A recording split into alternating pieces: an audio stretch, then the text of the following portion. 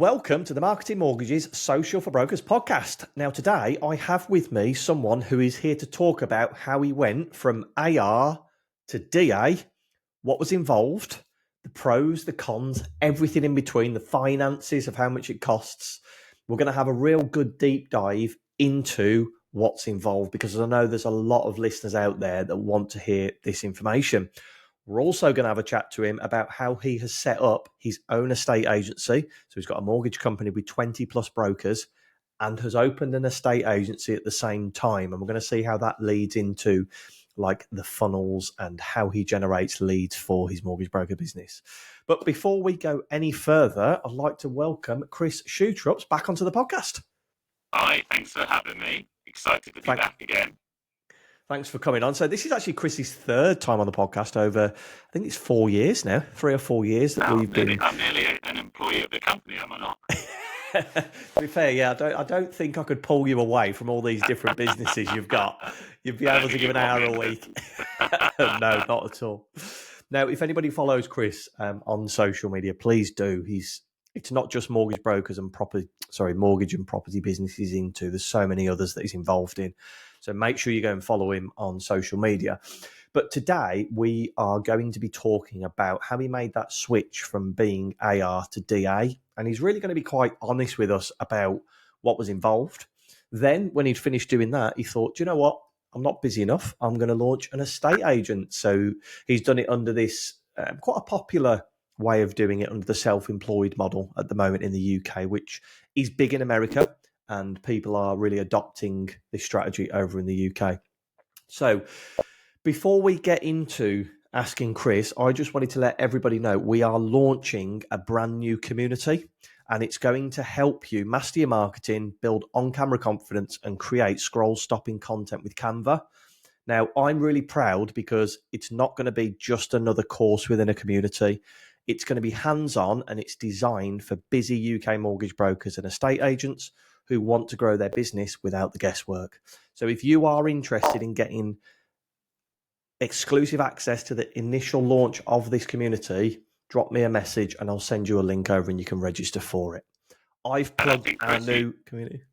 Yeah, I was about to say, you told me about this before we came on air, and I said I definitely want to join myself because I know that marketing, across all the businesses is key to success at, that top end funnel. So when you told me that you'd be teaching us how to do what you do, I definitely was one of the first that wanted to be involved as well. Fantastic. That's it. You heard it here first. Chris is our first client in the community. So you will see his face in the school.com community. More details will be released on our social media and email. But if you want to know about it, send me a message and you can join Chris in the community. So let's get into it. Can you give us a bit of an overview of what you are doing in the mortgage world and the property industry and any other businesses that you're involved with at the moment, Chris? Yeah, so the Mortgage Hut is obviously our big business. Nicola oversees and manages and runs that, and my job within the business has been to help her and assist her in that journey from going from under a network. We're under a great network, Mortgage Advice Bureau, and I think in this journey that we're going to talk about, if we look at how the estate agency that I've just started, essentially it's a little bit like a mortgage network, and the value of networks are that, if you're going from being maybe working for a corporate estate agent or working for a smaller brokerage and you're thinking, I want to do it myself, networks, appointed representative, being an appointed representative for network really can help you make that journey without having to go completely cold turkey. And you don't know what you don't know, is the truth. I've been working in this industry for 14 years. I went over to Dubai and helped them turn a huge brokerage around there. And you don't know what you don't know, and that's where networks are really good and help support you and build you and can allow you to focus on the core of the business. Now, once you get to a certain size, networks, from a regulatory point of view, obviously have to set out a framework that everyone works to ensure that customers have great outcomes. And so what that means is a lot of the time you're trying to make your business fit in that peg that the network defines. That customer journey, that experience. And sometimes as you grow the business and you find your niches and you discover what you want to do, that hole that you're trying to fit the peg in doesn't quite work.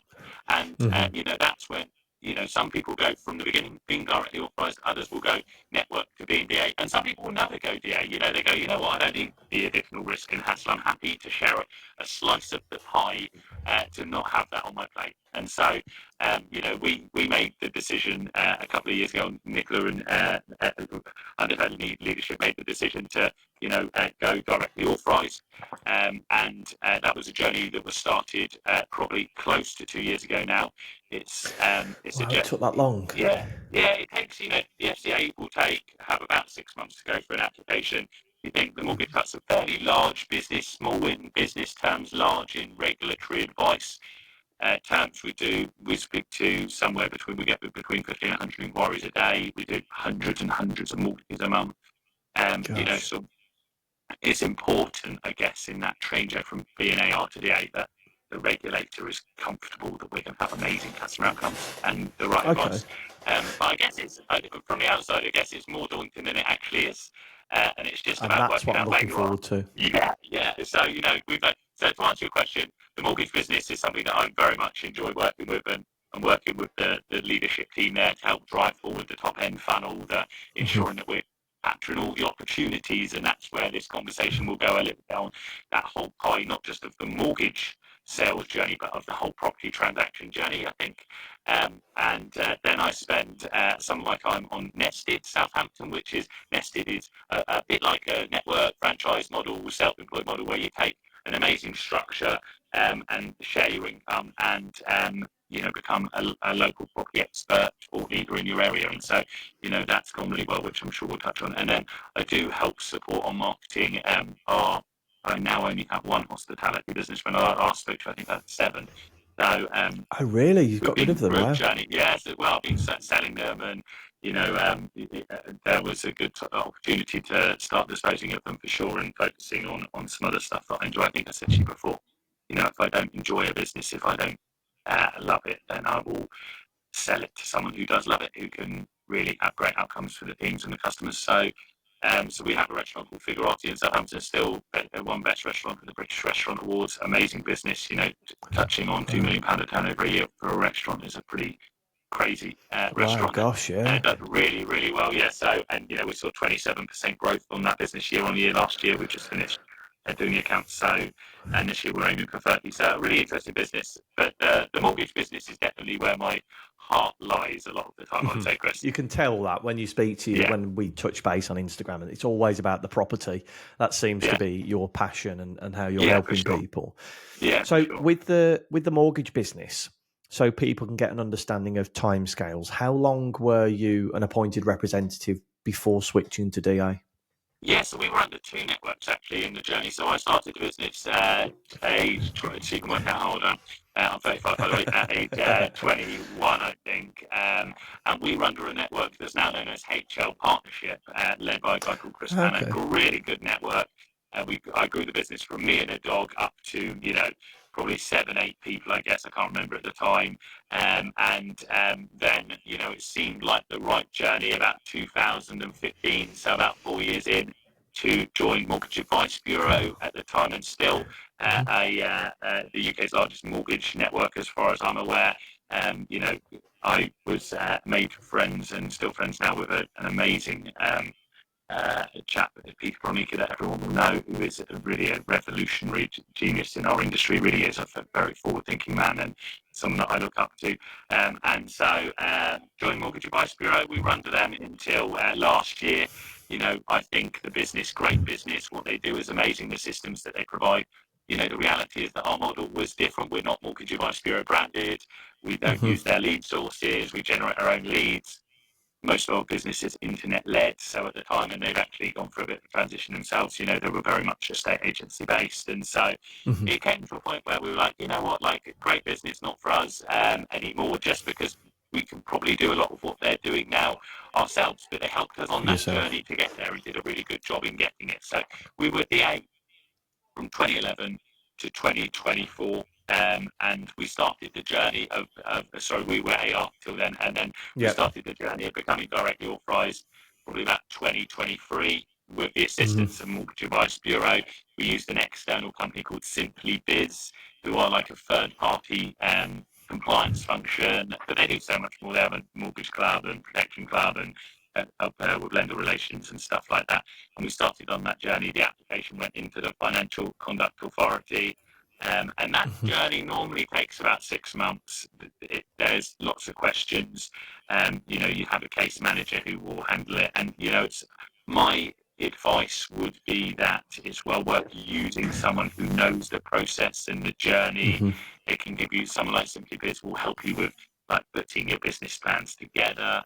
It's not that Awesome. it's not too difficult, if I'm honest, Chris. It's just being prepared and we're gonna understanding. get into all the sexy stuff in a bit. We're gonna get into we're gonna get into that. So it's just about knowing that you have to have a plan, and it's going to take some time. And it's really about communicating. If you're going from a network to DA, or if you're going from DA to a network, vice versa, it's about making sure that all people in that journey are on board with the journey, that support it, and can help you. There has to be some flexibility in the system, because the regulator will never give you a specific date when it's all going to go through, because depending on what they want to know. Okay, so we're going to get into the nitty-gritty of it. So we're talking 12 years that you were AR to DA. Here's a question for you. Yeah. Do you think you could have done it sooner? Knowing you're talking about how easy it is, could you have done it 2 years, 5 years, 10 years earlier? I think you need to get to a place where you need to do it. Okay. Because and what would constitute as when did you sit there and go, we need to go DA? What were the signs? What do mortgage brokers need to look for that are listening to this episode? I guess when I looked at the business and thought this is the time when probably the team should be considering, in reality, was when the network model didn't work for having amazing outcomes for our customers. And the network model didn't help our advisors transact and help our customers. And so at that point, when I was looking at it and I was thinking, this is frustrating that we can't use this tech, or we can't use this, this ID and B solution that does biometric ID, not because it's not right, not because it doesn't meet regulatory obligations, but because it doesn't fit the box of the network themselves. And, I worked out in the Middle East running the largest mortgage brokerage over there, and it was owned by the equivalent of Rightmove for the Middle East. And the leadership that led me as the CEO of that part of the business taught me, don't create processes for the business. Create processes that enable and empower your customers. Don't say, no, we don't do that because we've always done it like that. Because actually, no innovation is ever going to come from that. You're never going to drive forward that experience. You're never going to drive forward a market as a whole by saying, well, we've done it like this for so long, so why would we change it? And so once it got to the point where I was like, look, this is frustrating, because we can transact with customers without needing necessarily all of their ID or what. For example, the system we use now pulls through their credit reports. So the advisor has all the accurate monthly payments. It pre-populates the fact find. It shows the current balances as of today's date, because how many advisors are sat listening to this now? They go to customer, look, you got a car finance with Mercedes, it's 320-ish pounds a month. You don't know if it's 320, 350. They don't know the balance for sure, because they don't know, is there a balloon payment? Is there not a balloon payment? How does it work? And so actually, they're all the friction points that slow a transaction down or stop the transaction from happening. Or as a broker, when you're starting to say, well, I must have this, I must need that, and they're coming up against, for example, another broker that doesn't need that, because they're using tech to empower and enable that customer journey, that's when you're missing out on income. You're missing out on income, you're missing out on helping customers. And that's a frustrating place to be. And I would say that's where we started to think to ourselves, maybe directly authorised is the way forward for us. Once you start digging down, you realise actually, yes, these systems cost money, but networks make a lot of money. And so you deploy that share that the network makes, the commercial overrides they may or may not be getting, and that income, you deploy into investing in your processes, in your systems and processes, your technology, and suddenly you sort of turbocharge the business to fly forward. Love it. Everything you've spoken about is the reason that you went DA was not to make your life easier, was not to make more money. It was, right, how can we make this customer journey better? By making the customer journey better, you're going to grow the business, grow the turnover, grow the experience. But it's all down to that customer journey, isn't it? That's where it starts from. And I think if Fantastic. we listen back to the 3 podcasts I've done with you and any other podcasts I've ever done, I will always tell you, and this is genuine, and as a leader, you have to believe it in the core for your team to believe it. But I do want, in all our businesses, our customers to be at the heart of everything we do, because happy customers, a number one marketing strategy, for example, that online reviews, social posts, stuff like that. So but if you have a good business that commercially is viable and you have happy customers, you're just going to find it, and making money is a side product of that for sure. And that's it. Making the money is a side product of giving that service, isn't it? Talking of money, now one of the second question that we get asked a lot is, or our guests are asked, is when was it right to hire the first member of staff? How much money did I need in the bank? How many mortgages did I need to be doing in a month? Yeah. And it applies to this situation. How much do you think you need in the bank, or do you need a backup fund if you're going to be going AR to DA because of pipelines freezing? Or do you know what I mean? What kind of things do mortgage brokers need to be aware from a financial situation before they take this leap? Yeah, so it's a really good question, and it's one that it's all about how your relationship is. For example, if you're going from a network to DA, how are they going to treat your pipeline? Because actually, Mortgage Advice Bureau were really good to us, treated us fairly within the confines of the contract, did a good job there. But actually, most AR firms will have, for example, a lapse fund, an unearned clawback fund, a pot of money that is normally sat to one side. Now, most of the time, if you novate that across to yourself, so you take the liability from the network to yourself as a business, that fund will be released. So, and that is normally released within the novation process takes somewhere between 3 and 6 months from when you go, you can't novate before, to when it's happened. So there is, there's normally some cash there, but it's a bit delayed, first of all. If your pipeline is going to get frozen, that's obviously a challenge, but if there's a fund and they're freezing your pipeline, I would say that's probably unreasonable.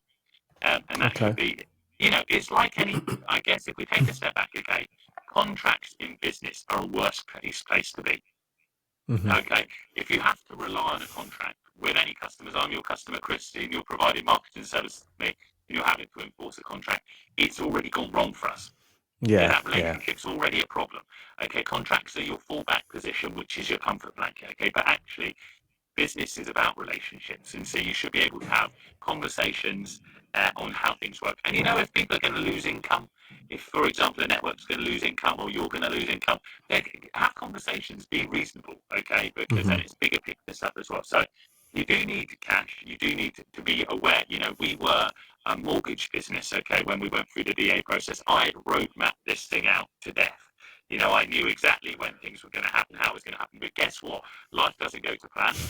Things didn't go to plan all of the time. Most of it did. But what it meant was I thought we wouldn't be able to do mortgages for 2-3 days. We couldn't do really a mortgage for 2 to 3 weeks, which either lost or deferred hundreds of thousands of pounds of income. So, you need to have, and we're a bigger business, okay? So you just need, I would say, to have a bit of cash flow, a bit of money in the bank. You don't need as much as you think, okay? And what I would say is commercially, if you're a strong business on things like, protection, the commissions are generally quite a bit higher than what you're going to be getting paid. And a lot of the time you're not on a rated panel, so the premiums are lower for your customers. And so your customers are getting a better deal, and you're getting a higher commission rate. So there's a lot in there. There's a lot of commercial benefit. But you do need, if I was a really cautious business person, I would have, you need some capital adequacy rules with the regulator. It's not that high, just to ensure that you are liquid for your customers, to make sure that you have no challenges. And then you might want between 1 and 3 months worth of, cash in the bank to be able to cover it. I would think is probably really useful. A safe place to be. Yeah, I would say. And I think that's a lot of the business owners we speak to, a lot of the mortgage brokers will have that fund in the background anyway, for if anything, because a good business owner is always going to have money aside just in case. And if you're doing something as big as moving AR to DA, it's great to have that. Now, we talked about the benefits. So talked about a better customer journey. We've talked about financial gain off the back of it and the control to use whatever tools you would like, essentially, especially with the talking of AI and everything involved. Let's talk about what are the cons, Chris, because this is where it really gets honest. What are the cons of going DA? So you literally are in control of everything straight away. So you've got to have real good systems and controls, real good processes. What I would say is, again, I started this conversation by saying why you go to a network is you don't know what you don't know. Well, even being a business, even road mapping stuff out, you can't see some of the bumps that come. One challenge was the way that data was formatted. We spent an awful lot of money trying to format it to get it into our new system, which was a challenge. Our new system and didn't perform exactly how we had anticipated. So you have to be ready to be reactive to ensure that you're in a position to ride the bumps along the way. We had in the novation process, we had big companies that were novating very easily, who had really defined processes. And then we had smaller companies where the liability was very little, who made it very difficult. And when you novate and move away from a network, understandably, the network expects you to take all of the liability, not just the stuff that you want to take. And so what that meant for us was suddenly we had hundreds of thousands of pounds that we're waiting for to come through, but we were at the sort of beck and call of some person in an office in a regional insurer that we're trying to get stuff moved across. Loads of challenges really, and it is I guess the biggest challenge on what I've already said is we essentially lost or deferred a month's worth of our income. And we were lucky, we had a good relationship with our network, we had a good financial position, and so it didn't really cause us a big problem. But it did affect our underlying profitability for that financial year, because even if it's deferred, and it fell just on the end of our financial year. So I think you've got to be prepared for disruption. Leading teams is about communication and vision. And you can get into a place where you can get everyone ready and they can see what the benefits are. But when they've got customers, one of the challenges was for that first couple of weeks we had customers, we can't just say to them, oh, by the way, you found a property and that's great and that's your dream house and that's where your family's going. By the way, we can't do your mortgage at the moment. And the other thing is we don't know when we can do your mortgage. That's a tough conversation For the customer. So communication, and I was lucky that we didn't lose any team members during that journey. But I think if you spoke to my team members and the advisors that are in the team, the financial advisors, definitely, they were feeling a bit depressed and a bit frustrated, and so having that real leadership, being able to take them through that journey, communicate, show them that sunshine does always follow rain. If you spoke to I literally had team members crying. I can imagine, you can't put anything through. And I was saying, don't worry, I've got this, we have this is the plan, this is what we're going to do. And if you speak to them now, our productivity per head is significantly higher, which is great, because as a business owner, you talk about when's the right time to add people in, when's the right time to, well, it's not about turnover, it's not about the amount you write as a business, none of that really matters. The old turnover sanity, profit sanity is perfectly true. A metric that I'm very interested in across the businesses is productivity per head, per employee member, because actually we know that they're, generally speaking, with the exception of like some sales incentives, commissions, whatever it may be, their fixed overheads is fixed. So if you can double what they're producing as a team member, generally speaking, a lot of that's going to hit the bottom line. Love it. That's a really good insight into running the business aside from going AR to DA. And I hope listening to that, a lot of people realise that there is a lot to think about, but hopefully you may have picked up a couple of things that you didn't realise were involved, like your systems, transferring the data across, taking on the clawbacks. I mean, the benefits of being able to use tools that you want to. So that's a really good overview of going from AR to DA. Yeah, I guess, Chris, like the underlying thing, which is the most important thing for people, is that what I would say is it's not as daunting as it appears. And, profitability-wise, it will at least double our profit as a business, because we take more control. We can do our own commercial agreements. So, it's one of those things you do have to normally be in a place where you're ready to chop your own arm off to do it in a lot of ways, because you're throwing a hand grenade into a business, because, you do have to do a lot of work. It's a lot of work on top of what you're already doing. But for that long-term growth and vision and journey, I think it's one that for some businesses could be the right decision. That leads us perfectly into, and that's a great signing off bit about the AR to DA. It leads us perfectly into the next part of the podcast where you're going on this journey, you're talking about the growth journey. You've spent so much time making this switch from AR to DA with the Mortgage Hut. You're running the restaurants. And then you just go, do you know what? I think I'm going to be an estate agent. How did it come about? And is there an overall vision for this, Chris? Why did you do it? Because you didn't need to, did you? No, I definitely didn't need to. First thing I give, I might have mentioned it before, but one, I'm not a big book reader because actually I have work to do.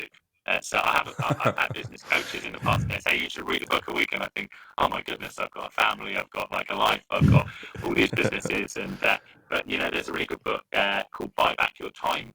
I'll send you the details, but it really incredible is great. book. I don't know if you've heard of it, but like it's all about, and so I have behind me 3 amazing assistants who sit and do the majority of the actual heavy lifting that I say, one of them does like diary management, emails, all of these things. Another one, she's my main assistant. She can do everything from like, connecting automations and doing APIs all the way through to, Wow. she knows what seat I like on the plane when I go traveling. And, I'm off to London in a minute to meet the senior management team of Vitality. So, she'll Wow. book the train and everything's organised for me. So it means that I can run at maximum efficiency. And then I have one that does all of the data that we're talking about, the information. And that's all put together daily for me to understand. So first of all, that it gives me a lot of time to be able to think bigger picture stuff.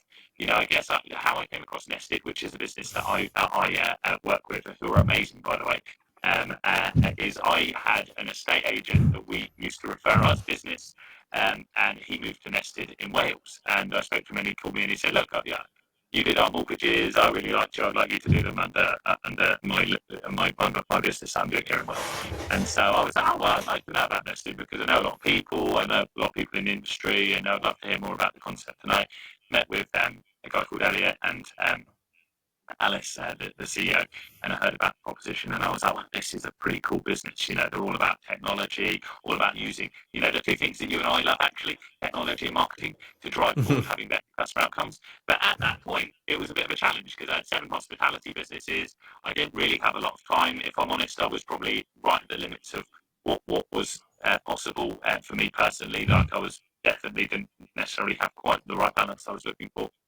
And so as I disposed of the hospitality businesses, sold a group of pubs, I had a bar that I sold to someone, suddenly time freed up, went through the journey that we've just described, which was a huge, I worked very hard to support Nicola and the leadership team in the Mortgage Hut on their journey of going DA and tried to offer insights there. So that took a lot of time and effort. So suddenly I was sat there sort of Q3, Q4 of last year thinking, I've got more time, and I went to sell a house, and and the experience was okay, but I was paying them, close to a 10 grand fee, and I was thinking, this is not great, and it reminded me of Nested again. And at that time, because life works like this, if you have your eyes open, a guy who worked for me for 15 years, who used to run one of the biggest branches of Connells in the UK, came to me and said, look, I want to go back into property.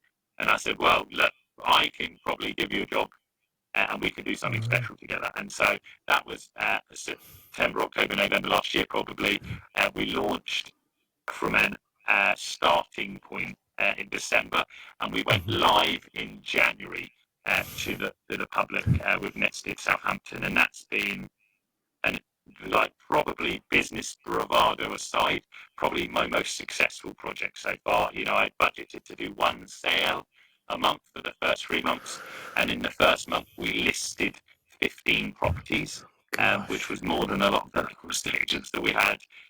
We've got, you and I are recording this in mid-February, or just at the start of mid-February is when it's being recorded, and that goes out later. We've already got 30 valuations either booked or completed since that launch in that first week of January, and it's growing and it's moving quicker. And I'm applying all those marketing principles that I've learned over the last 15 years on this business, putting the customer at the heart of what we do again. A little bit of the joined up thinking is if you bring your house to the market with us, one of the things we send you is when we instruct the property, we send you a voucher to our premium restaurant, £100 voucher that says, oh, by the way, Chris, you're selling your house. We wanted you to go and celebrate, go and have some cocktails and food on us. And just stuff like that drives the experience forward. That's incredible. And then obviously that ties in nicely with the mortgage business and makes you visible as well, because your face is on the board and you're constantly Yes. you're always thinking, and this is why it's exciting to talk to you, always thinking about that next marketing move. What can I do to put us at the forefront in our local area? And it sounds like this business allows you to do so. Well, yeah, personal. I guess the big shift, even since I've been in business, is personal brand. Because Mhm. customers, especially if we're looking on social, my advice to people, and you're the expert, but definitely if you're trying to appeal to audiences on social, they're buying to a person, not a brand. So, Mhm. that's a really important thing. And so, people who come from an estate agency background, there's going to be a certain proportion of your listeners who come from Connells Countrywide, LSL, and they know that boards breed boards. And so, Yeah. the first thing I did when I launched in January was I called all my big landlords up in the city and I said, look, I need some main road locations to stick some boards up. And so I stuck 30 coming soon boards around the city, and I have 3 massive billboards that are going in and out of the city, and you can't get away from me. It's literally, you cannot get away from me at all. And and it's not an ego thing. Honestly, I prefer not to be on these boards, but you have to control the brand, and if I don't control Mhm. the brand, I don't control the business. So What the happens yeah, when? Just sorry, I'm going to go back quickly yeah, because yeah, this leads quite yeah, quite quite good. Not very good English, is it? Quite yeah, well into the next section. So he talked yeah, about Chris talked about a book called Buy Back Your Time by Dan Martell. I've used it as my Bible for the last 6 months. It's good, incredible. And one good, of good. the Congratulations. best, thank you. One of the best calculations I've seen, and guys, please use this, is take your annual profit, divide it by 8,000, whatever figure that is. If there's somebody who can do a task for you for cheaper, so say if you divide it and it's 15 quid an hour, if you can hire somebody for £15 an hour to do a job that you are doing at the minute, it might be admin, it might be submitting tasks, it might be whatever it is. If you can hire somebody for that number, go and do it and free yourself Mm-hmm. up a time Yeah, to do appointments. But yeah, go and buy that book, please. It is the and do best it on book your you'll team as ever well. purchase. Yeah, do it on your team. So look at your team and what they're doing, because actually, if you've got mortgage advisors who are paid X amount and they're doing jobs, they're paid, I'm just making a number up, £30 an hour, and so they're doing £10 an hour jobs. Get those jobs off of them. That's the truth. We Yeah. empower your people. Our productivity per head, I told you before we came on, has tripled in 2 years of our advisors. Yeah, it's Mm. like literally pretty much tripled, and that hits the bottom line, and that is by doing exactly what we preach. It's about making sure that you're doing the tasks that you need to be doing. Yeah, it's the saying is that you use a lot of $1 million businesses weren't built on $10 tasks, and that's Yeah, and doing the 100%. perfect week and Yeah, things. This is the girls have done the perfect week. I've done the good. I perfect love week and that. worked out That's really where we're good. doing. Yeah, But yeah, this is it leads me perfectly into you're doing all these valuations. You're obviously spending yeah, all this money on marketing. You're getting your yeah, name out there. yeah, If I was an individual broker, I would probably look at this. If you're struggling for leads, go and sign up with an EXP or a Nested or a Keller Williams or someone like that to get your name out there. yeah. What happens when you can't physically do any more valuations? Well, I guess there's a couple of things here. Okay, I'll tell you about our first sale, which shows the value in this in a minute. But I don't do the valuations. Okay, I'm the face of the brand. Oh, I okay. record the content and the videos. I have an estate agent who works underneath me. So the estate agent does the valuations. I then have an office-based negotiator, as I call them, who's doing all the booking of the valuations, all the feedback, all the listing of the properties. We use a company to go out and do the videography, photography, drone footage. I do nothing on this business. I spend a Ah, day a week right. strategically on the business. So Wednesdays are my days. I'll meet with the team. I'll meet with the estate agent. I get every day, I get a sheet which shows their morning meeting and shows me all the stuff. And that gets put on by one of my assistants. So I'll review that at some point during the day. And if I have any questions, I'll get onto our Slack channel. We use Slack instead of Mhm. WhatsApp. I'll get onto Slack and I'll say, look, what's going on with this? What's going on with that? If they want me to record a video to like a vendor to say, welcome to the market, I'll record that. And then I'll do every 2 weeks, I'll do a couple of hours of content recording, which gives enough content for them to be able to put out. So actually, I am the face of the brand. I'm driving the vision. I'm making sure that the customer experience what I expect, but I'm not doing that work. Same across all the businesses. Ah. I'm not working in the restaurant, although I will drive the vision, the experience. I will drive everything. And so, What going happens back to then that, when somebody sees your name on the board and yeah, they see you on the social media reel? then they phone up and go, I need Chris to come out and value the property. How does that conversation go for somebody to say, Super simple. If I spoke to them myself, I would say, look, I have the network here in the city, I have the vision, the drive, and I'm going to make sure that I deliver lots of people into your property. But Mr. Smith, the last thing you're ever going to want me to do as a mortgage broker is sell your house, because you want to deal with someone who's an experienced property professional who's lived and worked in the local area all their life. And so I'm going to send my colleague Dave out. He knows where you live inside out. Okay, he's going to do everything, cover it all off. I'm going to be overseeing it all. And I'm here. Here's my personal WhatsApp. I'm a 24/7 type person. If you need anything, send me a message. But my job is to drive the best type of people into your property and help you achieve the highest value for it. wow, okay. Just really, I thought it was you doing the valuation. So I was like, how do you find the time to do that? No, I definitely not. But, but if a vendor wanted me to go out and see them at 7 o'clock at night, I go and see them. But when I have these conversations with people, it's like, you're going to a hospital, a brain surgeon is not doing heart surgery, and so actually what you want from me as my expertise is someone who's going, Nested Southampton's already reaching over 100,000 people a month on social media. Okay?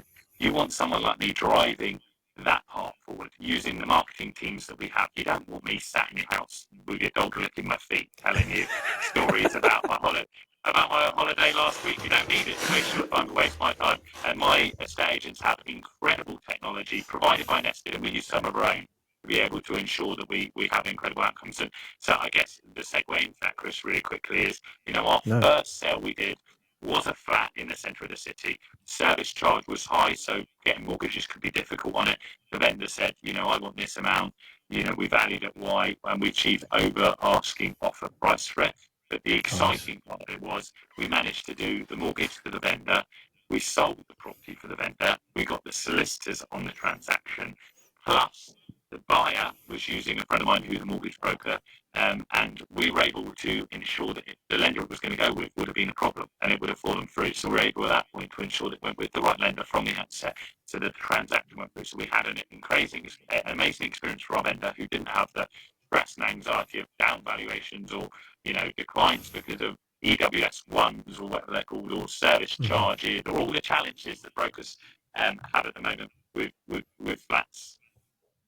Fantastic. So it's just to show that you can control it. Yeah. And suddenly, look, the average customer value goes from 1,500 to 3, 4, 5, 6, 7, 8,000 pounds. And so.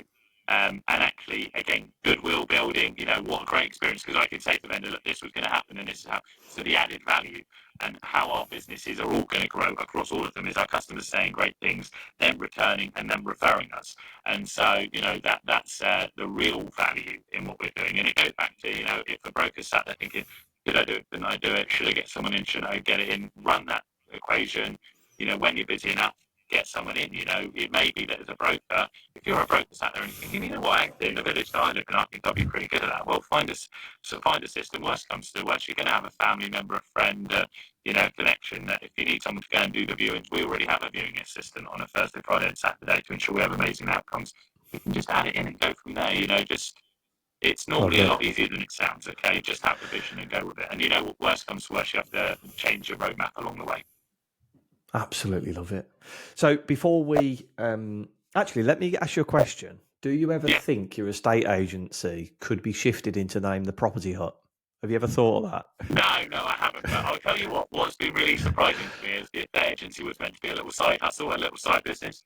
And I think the estate agency business could be, already is a really good standalone business by itself. And my aspirations, as I'm sure you won't be surprised, is not to have a couple of people underneath me. I want this to be a leading brand. I'm based in Southampton, possibly further afield, and I'm committed to working with Nested on growing and becoming their leading partner there. So I think that, something that I started with thinking, maybe it could be this. I've been very surprised at the success of it, being honest with you. I'm pretty ambitious. I'm pretty optimistic in life, which probably is a bit annoying for some of the people around me. One of our mortgage advisors said to a senior manager in the team, the compliance manager, saying, Chris is really, really annoying. I hate working with him sometimes because who just never ever says anything bad.